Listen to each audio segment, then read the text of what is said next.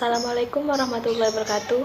Di video ini saya akan menjelaskan materi tentang memahami dan melaksanakan Pancasila sebagai ideologi negara. Sebagai warga negara, kita perlu memahami kedudukan Pancasila sebagai ideologi negara, karena ideologi Pancasila menghadapi tantangan dari berbagai ideologi dunia dalam kehidupan global. Pada bagian ini, saya akan mengidentifikasi unsur-unsur yang mempengaruhi ideologi Pancasila. Yang pertama ialah unsur ateisme yang terdapat dalam ideologi Marxisme atau komunisme bertentangan dengan sila ketuhanan yang Maha Esa. Yang kedua, unsur individualisme dalam liberalisme tidak sesuai dengan prinsip nilai gotong royong dalam sila keadilan sosial bagi seluruh rakyat Indonesia. Yang ketiga, kapitalisme yang memberikan kebebasan individu untuk menguasai sistem perekonomian negara tidak sesuai dengan prinsip ekonomi kerakyatan. Salah satu dampak yang dirasakan dari kapitalisme ialah muncul gaya hidup yang konsumtif. Pancasila sebagai ideologi, selain menghadapi tantangan dari ideologi-ideologi besar dunia, juga menghadapi tantangan dari sikap dan perilaku kehidupan yang menyimpang dari norma-norma masyarakat umum. Tantangan itu meliputi 1. Terorisme dan narkoba. Sebagaimana yang telah diinformasikan oleh berbagai media massa bahwa terorisme dan narkoba merupakan ancaman terhadap keberlangsungan hidup bangsa Indonesia dan ideologi negara. Beberapa unsur ancaman yang ditimbulkan oleh aksi terorisme antara lain: A. Rasa takut dan cemas yang ditimbulkan oleh bom bunuh diri mengancam keamanan negara dan masyarakat pada umumnya. B. Aksi terorisme dengan ideologinya menebarkan ancaman terhadap kesatuan bangsa sehingga mengancam disintegrasi bangsa. C. Aksi terorisme menyebabkan investor asing tidak berani menanamkan modal di Indonesia, menyebabkan wisatawan asing enggan berkunjung ke Indonesia sehingga mengganggu pertumbuhan perekonomian negara. Berikut ini gambar yang mencerminkan tentang terorisme. Banyak orang bilang faktor ekonomi adalah pemicu utama munculnya paham radikal dan terorisme.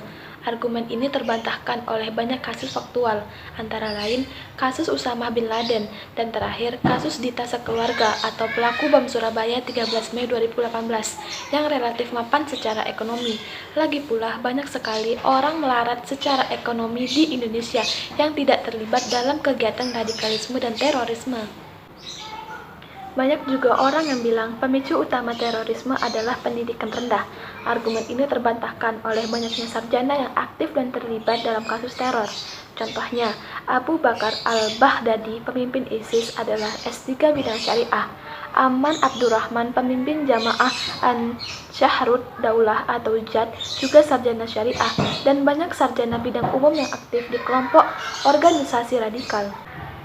Banyak juga pengamat yang berkesimpulan, pemicu radikalisme dan terorisme adalah faktor psikologis, ketidakmampuan mengontrol diri, ingin cepat meraih harapan tanpa proses alami, putus asa akibat teralienasi dari lingkungannya, mungkin kecewa akut terhadap kondisi lingkungan sosialnya.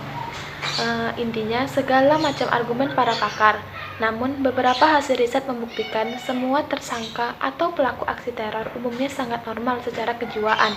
Sering terjadi, malah psikolog yang dibuat bingung menghadapi orang-orang radikal seperti itu. Yang harus diperhatikan ialah yang pertama, keliru besar jika melakukan penilaian underestimate terhadap mereka yang aktif di kelompok-kelompok radikal. Mereka terlalu cerdas untuk dianggap bodoh, atau kita akan menjadi ikut bodoh jika mengabaikan kepolosan mereka yang bisa meningkat menjadi nekat. Yang kedua, para pelaku program deradikalisasi atau intuisi pemerintahan ataupun masyarakat sipil harus menguasai betul argumen dan tafsir radikal terhadap tiap teks yang menjadi acuan radikalisme. Di sini tiap argumen harus diperhadapkan secara head to head. Jika tidak, akan menjadi sasaran cemoohan oleh kelompok radikal. Akibatnya, deradikalisasi akan menjadi mandul, atau deradikalisasi itu bukan kerja amatiran. Yang ketiga, karena berkaitan dengan pemahaman yang bersifat ideologis, program deradikalisasi tidak bisa hanya dijadikan program sambilan, bukan agenda tumbal sulam, semua ribut dan kebakaran jenggot ketika terjadi aksi, habis itu adem lagi. Selanjutnya, saya akan memaparkan beberapa unsur ancaman yang ditimbulkan oleh penyalahgunaan narkoba. Yang pertama, penyalahgunaan narkoba di kalangan generasi muda dapat merusak masa depan mereka, sehingga berimplikasi terhadap keberlangsungan hidup bernegara di Indonesia. Yang kedua, perdagangan dan peredaran narkoba di Indonesia dapat merusak reputasi negara Indonesia sebagai negara yang berlandaskan pada nilai-nilai Pancasila. Yang ketiga, perdagangan narkoba sebagai barang terlarang merugikan sistem perekonomian negara Indonesia karena peredaran ilegal tidak sesuai dengan peraturan perundang-undangan.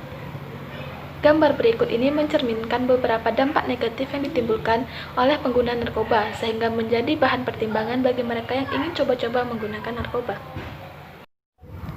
Sekian penjelasan dari saya, terlebih dan kurang saya mohon maaf. Wabillahi taufiq wal hidayah. Wassalamualaikum warahmatullahi wabarakatuh.